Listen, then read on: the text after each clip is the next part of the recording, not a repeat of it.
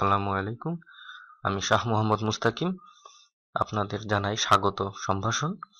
আমাদের আজকের ভিডিওর আলোচ্য বিষয় হচ্ছে আমরা আজকে দেখব ডেটা টাইপ এবং ভ্যারিয়েবল সম্পর্কে। তো দেখে নেওয়া যাক, চলুন ডেটা টাইপ জিনিসটা আসলে কি।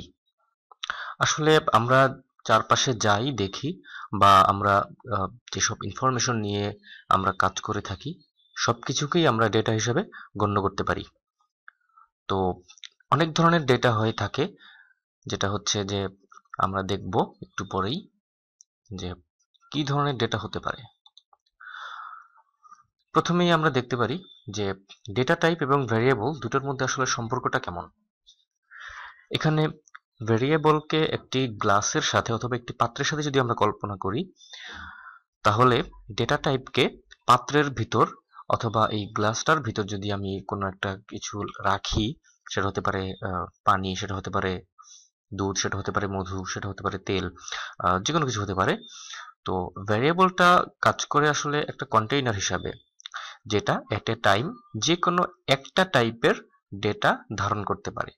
এবং এই ভ্যারিয়েবলটা ডেটাটাকে যে ধারণ করতেছে এটা আসলে কম্পিউটারের মেমোরিতে সে রাখতেছে, যাতে পরবর্তীতে এই ডেটাটা নিয়ে আমরা কাজ করতে পারি, এটা যাতে হারিয়ে না যায়। যদি ভ্যারিয়েবল না থাকতো তাহলে আমরা এই ডেটাটাকে পরবর্তীতে আর খুঁজে পেতাম না এবং এটা হারিয়ে যেত। সো আমাদের ভ্যারিয়েবল দরকার, যে কোনো ডেটা স্টোর করার জন্য আমাদের ভ্যারিয়েবল দরকার, মেমোরিতে স্টোর করার জন্য। সো এখানে আমরা দেখতে পাচ্ছি বিভিন্ন ধরনের ডেটা হয়ে থাকে, যেমন স্ট্রিং, ইন্টিজার, বুলিয়ান, নাল, অবজেক্ট, ফ্লোট, অনেক রকমের ডেটা হয়ে থাকে। এগুলো প্রত্যেকটাকেই এক একটা ডেটা টাইপ বলা হয়ে থাকে। তো বিভিন্ন রকম প্রোগ্রামিং ল্যাঙ্গুয়েজে বিভিন্ন রকমের ডেটা টাইপ, তবে এই ডেটা টাইপগুলো মোটামুটি কমন, সব প্রোগ্রামিং ল্যাঙ্গুয়েজেই এই টাইপের ডেটাগুলো আমরা পেয়ে থাকি। আর পিএইচপিতে বেসিক্যালি এই কয়েকটা ডেটা টাইপই আসলে খুব বেশি প্রচলিত। আর মোটামুটি এই ডেটা টাইপগুলো নিয়েই আসলে পিএইচপিতে কাজ করা হয়। তো এখন প্রত্যেকটা ডেটা টাইপের জন্য আমরা একটা করে এক্সাম্পল দেখতে পারি। যেমন স্ট্রিং টাইপের ডেটা আসলে কি, স্ট্রিং এর ভিতর কি থাকে। যেমন স্ট্রিং টাইপের ডেটা হতে পারে এরকম একটা স্ট্রিং, যে কোনো একটা স্ট্রিং, আর লাইক সেট অফ ক্যারেক্টার। বেশ কিছু এক বা একাধিক ক্যারেক্টারের সমষ্টিকেই একটা স্ট্রিং বলা হয়ে থাকে। যেমন আমি যদি একটা ভ্যারিয়েবল নেই, পিএইচপিতে ভ্যারিয়েবল ডিক্লেয়ার করতে হলে আমাদেরকে প্রথমে একটি ডলার সাইন ইউজ করতে হবে। সো ডলার সাইনের পরপরই আমাদেরকে একটি নাম দিতে হবে। ডলার সাইনের পরপর মাঝখানে কোনো স্পেস রাখা যাবে না।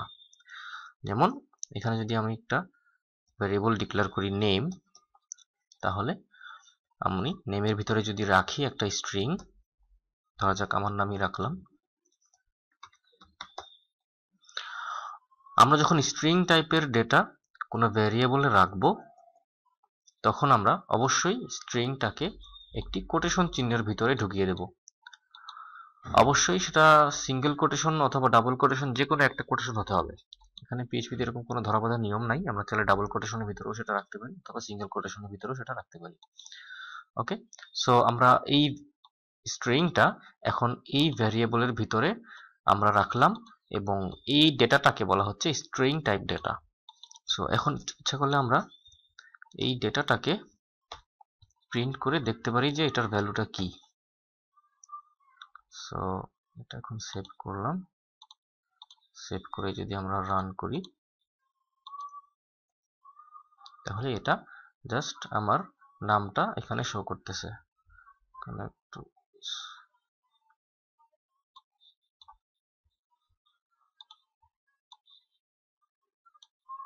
ওকে। সো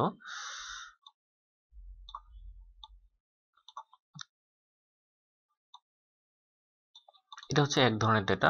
আরো বিভিন্ন ধরনের ডেটা আছে, যেটা হচ্ছে আরো বিভিন্ন ধরনের ডেটা থাকতে পারে। যেমন স্ট্রিং টাইপ আমরা বললাম, এখন আরো বিভিন্ন ধরনের ডেটা রাখতে পারি আমরা। যেমন আমরা যদি কোনো সংখ্যা রাখতে চাই, সংখ্যা দুই ধরনের হতে পারে, একটা হচ্ছে পূর্ণ সংখ্যা আর একটা হচ্ছে দশমিক সংখ্যা।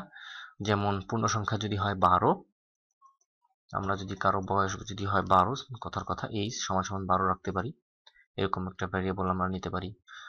তো তখন এটাকে বলা হবে আমরা ইন্টিজার টাইপের ভ্যালু। আবার এরকম যদি থাকে যে পয়েন্ট সামথিং যদি থাকে 60, ওইটাকে আমরা বলবো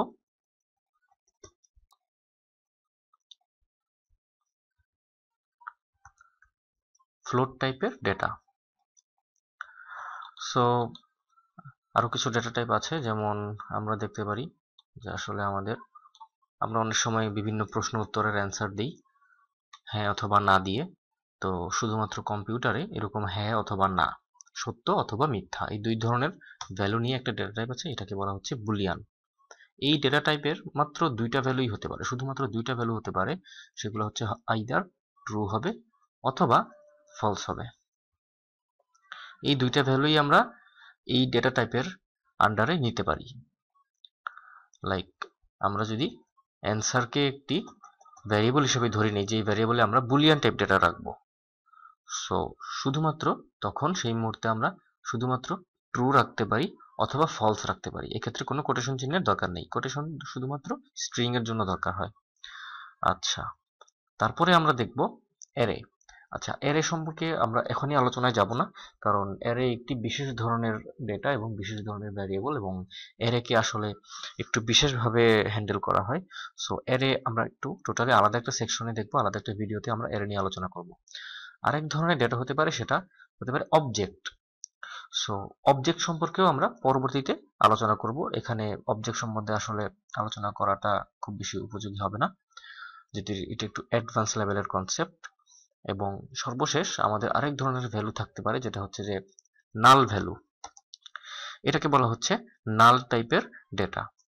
নাল টাইপ বলতে বোঝাচ্ছে এইখানে আসলে কোনো ডেটা নাই, আই মিন কোনো ডেটাই নাই, ব্ল্যাঙ্ক, শূন্য, এমটি, ভ্যাকুয়াম, এরকম যে কোনো কিছুই হতে পারে। যেমন আমরা কথার কথা যেই রুমে এখন বসে আছি, এই রুমের ভিতরে কোনো কিছু না থাকলেও কিন্তু শুধুমাত্র বাতাস থাকবে। সো যদি এই রুম থেকে বাতাসটাও বের করে নেওয়া হয় কোনো মেশিনের সাহায্যে, তো তখন কিন্তু এই রুমের ভিতর কিছুই থাকবে না। সো তখন এই রুমের এই ভ্যারিয়েবলের ভ্যালুটা হবে নাল, মানে এই রুমটাকে যদি আমরা ভ্যারিয়েবল কল্পনা করি, তাহলে এটার ভ্যালু হবে নাল, কারণ এই রুমের ভিতরে কিছুই নাই। সো এরকম কোনো ভ্যারিয়েবলের ভিতরে যদি কিচ্ছুই না থাকে, তখন ওইটাকে আমরা বলবো নাল ভ্যারিয়েবল, এবং ভ্যালুটা হবে নাল। সো এই হচ্ছে আমাদের বিভিন্ন টাইপের ডেটা। এবং ভ্যারিয়েবলের কনসেপ্ট তো আপনারা এখনই বুঝে গেলেন, যে আসলে যে কোনো একটা ডলার সাইনের পর যে কোনো একটা সেট অফ স্ট্রিং দিয়ে, হতে পারে সেটা সংখ্যা, হতে পারে সেটা কোনো ক্যারেক্টার, যে কোনো কিছু দিয়ে একটা ভেরিয়েবল আমরা ডিক্লেয়ার করতে পারি। এবং অনেক ল্যাঙ্গুয়েজেই দেখা যায় যে আসলে ভেরিয়েবল ডিক্লেয়ার করার সময় ওই ভেরিয়েবলে কি কি ডেটা থাকবে, মানে কি টাইপের ডেটা থাকবে, ওইটা আসলে ভেরিয়েবলের আগেই বলে দিতে হয়। যেমন আমরা সিতে জানি, যারা আমরা সি কোর্স করেছি তারা জানি যে সিতে একটি ভেরিয়েবল ডিক্লেয়ার করতে হলে প্রথমেই লিখতে হয় ইন্ট এজ সমান 13, এরকম একটি ভেরিয়েবল ডিক্লারেশন হতে পারে যদি আমরা সি এর কথা কল্পনা করি। এখানে ইন্ট দিয়ে বোঝানো হচ্ছে যে এজ নামের ভেরিয়েবলটা একটি ভ্যালু কন্টেইন করবে, যেই ভ্যালুটা হবে আসলে ইন্ট টাইপের একটা ভ্যালু, আই মিন ইন্টিজার টাইপের একটি ভ্যালু। তো পিএইচপিতে এই ধরনের আসলে কোনো ভেরিয়েবল ডিক্লারেশন নাই। পিএইচপিতে আমাদের টাইপ বলতে হয় না, এটা অটোমেটিক্যালি লুজলি টাইপড একটি ল্যাঙ্গুয়েজ, এবং এখানে অটোমেটিক্যালি আসলে টাইপটা সে বুঝে ফেলে। আমরা যখন যেই ভ্যালু দিব, যেই টাইপের ডাটা আমরা এখানে রাখবো ভেরিয়েবলের ভিতর, সে অটোমেটিক্যালি এটার টাইপটা ডিটেক্ট করবে রান টাইমে। আমাদেরকে আসলে খুব বেশি মাথা ঘামানোর দরকার নাই কি টাইপের ভ্যালু। সো এই গেল হলো আমাদের ডেটা টাইপ এবং ভেরিয়েবলের কনসেপ্ট। তো সামনে আমরা পরবর্তী টপিক নিয়ে আলোচনা করব। ততদিন পর্যন্ত সবাই ভালো থাকবেন এবং সুস্থ থাকবেন, এবং টুকটাক প্র্যাকটিস করার জন্য অনুরোধ করা রইল। এবং আমাদের ভিডিওটা যদি আপনাদের ভালো লেগে থাকে, তাহলে আপনারা সাবস্ক্রাইব করতে পারেন। তো ধন্যবাদ, সবাই ভালো থাকবেন। আসসালামু আলাইকুম।